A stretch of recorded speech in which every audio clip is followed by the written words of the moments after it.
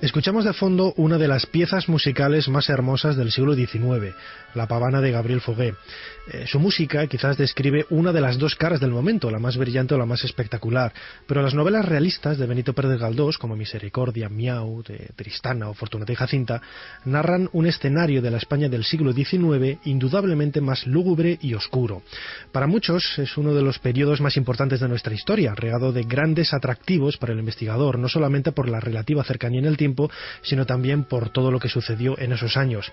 Aunque seguramente los que dicen eso no se cambiarían por nadie de los que les tocó vivir, por ejemplo, los últimos años del reinado de Isabel II o las sangrientas guerras carlistas. Quizá lo más importante de estos años reposa en que sirvieron de plataforma a lo que es nuestro país en la actualidad, con sus aciertos, errores y sobre todo las virtudes. Nos acompaña Gustavo Vidal Manzanares. Bienvenido a Ser Historia. Hola, bienvenido, Nacho. Él es escritor, abogado, funcionario del Cuerpo Superior de Técnicos y colaborador del Plural.com, de la revista Da Vinci, y esto lo tengo que decir, tertuliano de Radio Marbella. Efectivamente, lo has dicho todo muy bien, Nacho. Gustavo Vidal acaba de publicar un libro con Nautilus, Pablo Iglesias, la vida y la época del fundador del PSOE y la UGT. Pablo Iglesias quizás es uno de los personajes más importantes de este periodo histórico de la segunda mitad del siglo XIX, aunque luego tuvo su alargamiento en el primer tercio del siglo XIX. Bueno, y preparando un poco la entrevista, dando un vistazo a la historia de este periodo, la pregunta parece un poco frívola, pero este periodo de la historia de España es como leer el callejero de cualquier ciudad de nuestro país. Narváez, Serrano, O'Donnell. Estamos en uno de los momentos de nuestra historia más convulsos, pero al mismo tiempo que han dejado más huella, ¿no? Porque hay infinidad de personas importantes. Efectivamente, es un escenario que yo lo definiría o lo señalaría con tres palabras que serían hambre, pólvora y superstición religiosa. Es el escenario de Isabel II, la Revolución Gloriosa, la Primera República, el régimen de la Restauración Borbónica, el turno de partidos, el famoso turno de partidos entre Sagasta y Cánovas, las guerras carlistas, en fin, la Primera República. Pero en realidad la silueta de Pablo Iglesias se extiende a lo largo de todo ese periodo. Y efectivamente, Pablo Iglesias no es que sea un personaje, su vida, su biografía, no es que resulte de lo más electrizante, de lo más efervescente que se pueda encontrar dentro de las biografías políticas, sino realmente dentro de lo que es la vida misma. Yo estoy absolutamente convencido que si Pablo Iglesias, en vez de haber nacido en un pequeño pueblo de Galicia, en Ferrol, bueno, no tan pequeño, pero a fin de cuentas en un pueblo español, hubiera nacido en París, en Londres, en Nueva York, su imagen sería hoy en día un icono similar o superior al que ha podido ser el Che Guevara, Salvador Allende o cualquier emblema de la izquierda. Es una figura realmente para estudiar y es una figura altamente ejemplificadora. Yo creo que Pablo Iglesias encarna también algunos de los ingredientes más de la época, sí. De la época, sí. Voy a decir más tristes, ¿no? En el sentido del... Yo tenía aquí marcado comentar algunos detalles sobre el trabajo infantil, ¿no? Una de las lacras de la época, que no es producto de la revolución industrial, sino que ya venía de antes, pero que quizás se intensifica, ¿no? De una manera más cruda en estos años. Pero fue una de las cosas contra las que luchó el Partido Socialista de la época, contra el trabajo infantil, y además es uno de los motivos por los que se funda la Asociación Internacional de los Trabajadores, la famosa Internacional, cuya música a mí me parece que es una de las músicas más hermosas de la historia de la humanidad y que algunas, si me lo permites, voces sucias, hace unos días se han encargado de denostar. Mira, para que te hagas una idea, no solo es que hubiera trabajo infantil. Pablo Iglesias es un hombre que nace de una madre analfabeta y de un padre inclusero. Su padre se llamaba Pedro de la Iglesia Expósito. Ahí está eso. Cuando este hombre muere, la familia es tan pobre que emigran hacia Madrid, pero tienen que hacer el camino andando. Es decir, no tienen dinero ni para una mula ni para una carreta. Cuando llegan aquí carecen de recursos, la madre tiene que pedir limosna y él y su hermano Manuel ingresados en el hospicio para niños pobres de San Fernando. Esto para que nos hagamos una idea.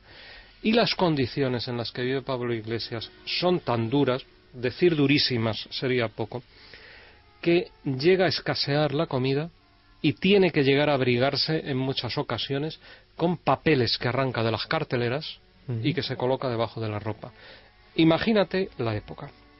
Su hermano Manuelín, muere de tuberculosis en un chamizo en donde viven la madre, el hermano y él, porque carecen de cualquier cobertura médica, que no la había, y carecen de dinero para llamar a un médico.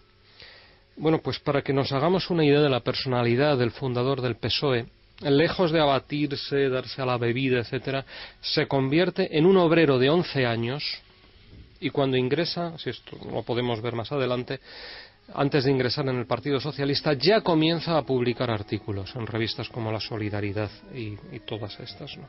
¿Tú crees que el trasfondo histórico político afectó de alguna forma o generó esta situación, no solamente de Pablo Iglesias, sin duda, sino evidentemente le marcó, porque una de las cosas que rigen su vida es que los demás no atraviesen por esas condiciones tan infamantes, tan duras y tan tremendamente injustas? Y una cosa que se daba mucho entonces, que hoy afortunadamente no se da en nuestra sociedad opulenta, eran las guerras. En aquellos tiempos España estaba en guerras. España tuvo 3 guerras civiles en el siglo XIX, que por cierto, como las ganó la izquierda o los progresistas de la época, acabaron en un abrazo. Muy distinto de la tragedia de la guerra civil del siglo XX, que las ganó la derecha y concluyeron en una masacre y en una persecución durante 4 décadas. El primer artículo que Pablo Iglesias escribe, lo escribe con 20 años y se titula ¿Qué es la guerra? Un crimen. Ese es el primer artículo. Y a mí me gustaría comparar en lo que es la sensibilidad de este obrero gallego, de este hombre que lucha por las injusticias, cuyo primer artículo es denostando la guerra, execrando la guerra, algo que hizo a lo largo de toda su vida, con la guerra de Cuba, con la guerra de Marruecos.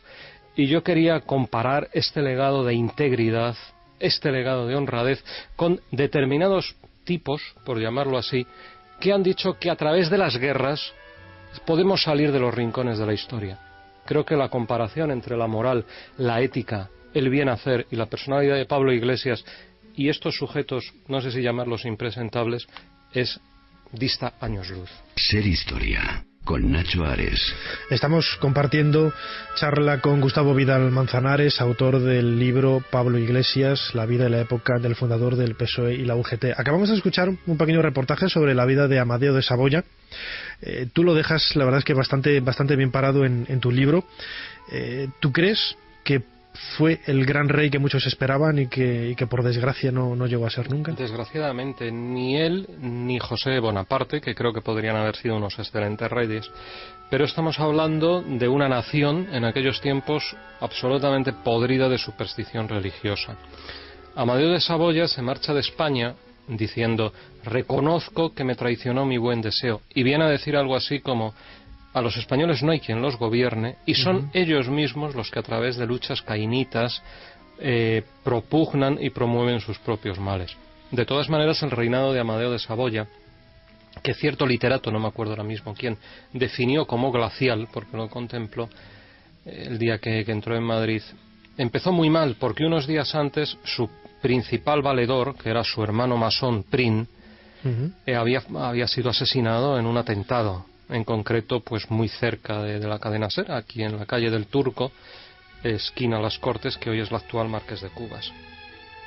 Con este trasfondo histórico tan convulso nace el movimiento obrero en España. Imagino que con grandes problemas por parte de los patronos y de las clases más conservadoras. Para que nos hagamos una idea, Pablo Iglesias se pasó gran parte de su vida entrando y saliendo de la cárcel. Fuera por artículos, fuera por participación en huelgas o fuera simplemente por su ideología religiosa. La historia, en gran parte, la historia de España, pues es una historia de represión, es una historia de cárcel y es una historia de guerras, y esto es algo que debemos de aceptar. Yo creo que en gran parte esto se ha cerrado, ¿no? Pero sí, efectivamente, Pablo Iglesias hasta poco antes de ser elegido diputado, estoy hablando de ser elegido diputado, y siendo un político conocido internacionalmente, sigue siendo condenado a la cárcel y sigue ingresando en la cárcel. Algo que, por cierto, le pasó factura los últimos años, que tuvo una salud muy quebrada. Ya estamos si adentramos un poco en los primeros años del siglo XX, Pablo Iglesias, a caballo también un poco entre la cárcel y la libertad, empieza a desempeñar algunos cargos públicos importantes que le dan, bueno, pues ese salto a la vida pública mucho más consolidada. Él, cuando llega al Ayuntamiento de Madrid, se encuentra con una corrupción absolutamente espantosa. Y lo primero que le dice a los dos concejales que le acompañan, García Ormaechea y Francisco Largo Caballero, son estas palabras más o menos. Tenemos 6 ojos, viene a decir más o menos, y donde estemos, por lo menos ahí no va a haber corrupción. Él se enfrenta con una corrupción espantosa, institucionalizada. De hecho, uno de sus caballos de batalla es que no se especule con el pan, que era el alimento básico del obrero, porque recordemos que en aquella época la gente moría de inanición. El alimento básico era el pan, las barras de pan, y en aras de un, entre comillas, libre mercado, se estaba especulando con el pan y se estaba dejando morir de inanición a muchos trabajadores. Él ataca firmemente eso y consigue acabar con ello. Gustavo Vidal Manzanares, autor del libro Pablo Iglesias, la vida y la época del fundador del PSOE y la UGT. Muchísimas gracias por habernos acompañado en este programa de Ser Historia y habernos abierto los ojos, o por lo menos creado suficientes inquietudes para seguir investigando en una de las etapas más convulsas, pero también a la vez más hermosas de la historia de España, la segunda mitad del siglo XIX. Pues muchas gracias a vosotros por haberme escuchado. ¿Quieres participar en nuestro programa? Propón temas. Escríbenos a serhistoria@cadenaser.com y pide la historia que más te guste.